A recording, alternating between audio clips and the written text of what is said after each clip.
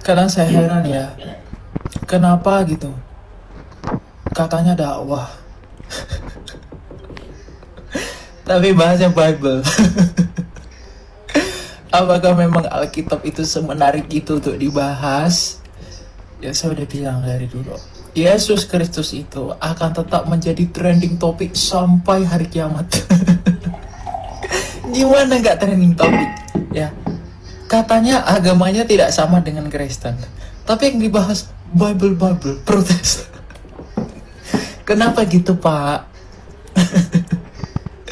Sebagai perbandingan ya, yang saya heran tuh, di dakwah mereka tuh bahas Bible, bahas Alkitab tuh rame yang datang, rame banget, dan banyak yang dengerin. Kalau di gereja bahas kitab kalian, nggak ada yang mau datang. Kenapa nggak tertarik? Nggak tertarik orang dengar kitab kalian gitu loh. Karena ya nggak sesuai dengan nurani orang Kristen itu sendiri. Ajaran-ajarannya itu nggak sefrekuensi. Di gereja tuh nggak ada bahas kitab kalian gitu. Dan karena nggak ada orang Kristen yang tertarik mau dengerin. Tapi entah mengapa ya, nih di mimbar seperti tadi bahasnya Alkitab dan ada aja datang orang untuk dengerin. Ya, saya sih sebagai orang Kristen ya kasihan gitu. Kasihan kenapa? Karena ini membuktikan bahwa kalian itu tidak percaya dengan literatur kalian sendiri, sampai menyeret-nyeret Alkitab, bawa Alkitab, bawa inspirasi kekristenan itu sendiri untuk dikumandangkan di mimbar yang katanya di dakwah yang katanya kalian tidak sama dengan kami, gitu kan? Jadi memang kita jatuhnya kasihan gitu. Dan beberapa orang mengatakan kalau orang yang ngomong itu udah ditolak di beberapa negara tapi diterima di sini ya. Saya nggak tahu juga motifnya apa. Tapi yang pasti kita kasihan lihatnya. Ya, sangat kasihan. Karena memang dia sedang melakukan apa yang dia tidak tahu. Dia berusaha menunjukkan Kristus itu, atau dia sedang berusaha menunjukkan Kristus itu seakan-akan kami orang Kristen lah yang salah paham mengenai Kristus dan dia yang benar. Padahal dia lupa, dia dan ajarannya itu baru datang 700 tahun setelah kekristenan itu sudah berjalan dan dimulai. Gitu. Jadi mereka yang datang 700 tahun setelah Kristen ini berusaha ingin mengatakan bahwa kami lebih tahu tentang Alkitab, kami lebih tahu tentang Yesus, kami lebih tahu tentang kekristenan secara utuh daripada orang Kristen itu sendiri. Ya, percaya dirinya tingkat tinggi sekali. Ya, tanpa menggunakan literatur yang bisa dipercaya. Jadi memang kita berdoa, dan saya pun berdoa semoga Tuhan memberikan anugerahnya, kasih karunia-Nya yang tak terbatas itu kepada orang-orang yang menyalahpahami dirinya dan karyanya. Teman-teman, bagaimana pendapat kalian perihal narasi yang baru saja kita dengarkan bersama-sama dari Elia Myron? Tetapi satu hal yang kemudian menjadi menarik, bahwa di mimbar-mimbar Kristen, di kegiatan-kegiatan keagamaan Kristen, kebangunan rohani ya dan segala macamnya itu, manakala ada pembahasan perihal iman, pada dasarnya semua narasi ataupun konstruksi teologisnya itu didasarkan pada Alkitab. Kalau kita berbicara perihal keilahian Yesus, kita kembali pada Alkitab. Kalau kita bicara mengenai kemanusiaan Yesus yang sempurna, kita kembali pada Alkitab. Kalau kemudian bicara mengenai Tritunggal, juga kembali pada Alkitab. Bicara mengenai karya keselamatan, juga kembali pada Alkitab. Bicara mengenai manusia yang berdosa, juga kembali pada Alkitab. Bicara juga mengenai pola hidup Kristen yang berkenan di hadapan Allah, juga kembali pada Alkitab. Bicara juga mengenai kehidupan dalam bermasyarakat, berbangsa dan bernegara, ya juga kembali pada Alkitab. Berbicara juga perihal dengan hubungan dengan mereka-mereka yang tidak seiman, tidak seagama, juga kembali pada Alkitab. Jadi semua narasi, kalau dalam mimbar-mimbar Kristen itu manakala ada kegiatan keagamaan, itu semuanya bersumber pada Alkitab. Tidak menggunakan kitab suci agama lain, ayat-ayat suci dalam keyakinan agama lain untuk dipakai sebagai referensi ataupun kemudian sebagai pembanding. Enggak, kita nggak pakai itu.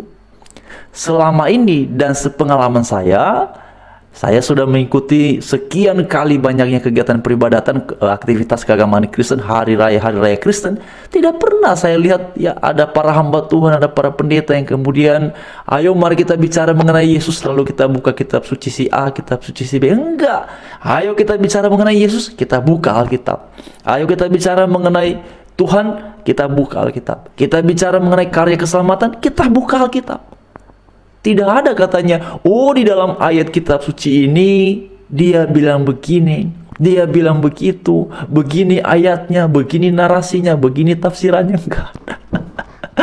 Nah, memang menarik ya, ini satu kenyataan yang tidak bisa dipungkiri bahwa pembahasan perihal Alkitab itu ternyata bukan saja eksis di kalangan umat Kristiani, tetapi juga eksis di kalangan mereka yang bukan Kristen. Ya, meskipun ada narasi yang mungkin sedang mereka usahakan bahwa benar tadi yang disampaikan oleh Elia Myron-nya, bahwa sepertinya mereka sedang berusaha menunjukkan bahwa kamilah yang mengerti tentang ayat-ayat dalam Alkitab ini, dan orang Kristen lah yang salah paham.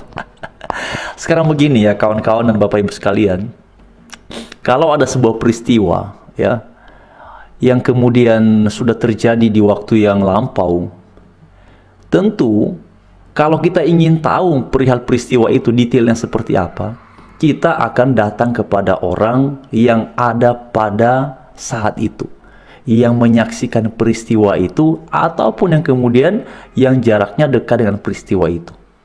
Atau kita justru datang kepada mereka yang justru datangnya belakangan, 1 tahun kemudian, 2 tahun kemudian, 3 tahun kemudian. Tentu tidak kan? Pilihan pertamanya kalau kita mau mendapatkan data yang valid, data yang original, maka kita harus datang kepada mereka yang menyaksikan. Nah, Alkitab ini, peristiwa-peristiwa yang terjadi di dalamnya, itu bukan sekedar ditulis oleh satu orang, dan itu ada saksi-saksi.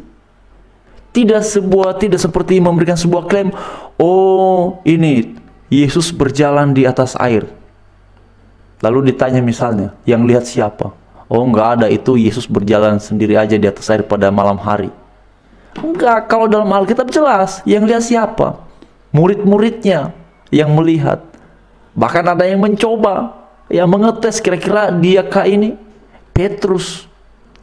Jadi semua peristiwa yang dilakukan oleh Tuhan Yesus dalam Bible itu, dalam Alkitab ini, bukan klaim sepihak, bukan klaim sendiri dari Tuhan Yesus, tetapi itu adalah disaksikan oleh banyak orang. Setiap peristiwa yang dilakukan, dikerjakannya, selalu ada saksi. Dan inilah yang kemudian membuat peristiwa-peristiwa itu menjadi begitu kuat dan mudah sekali dipercaya oleh mereka-mereka yang ada pada saat itu, yang mendengar, oh ternyata orang buta bisa melihat, orang lumpuh bisa berjalan, orang tuli bisa mendengar, wah, orang yang kerasukan bisa disembuhkan, orang sakit jadi sehat. Bukan hanya satu kali, ya, orang mati dibangkitkan. Ada yang melihat? Ada. Tidak ada, oh Tuhan Yesus sudah lakukan ini, Tuhan Yesus sudah mengerjakan keselamatan, ya. Ada lagi yang kan mengenai akhir-akhir ini kan ramai juga itu ya, oh Yesusnya tidak disalib, tapi diserupakan orang lain yang disalib.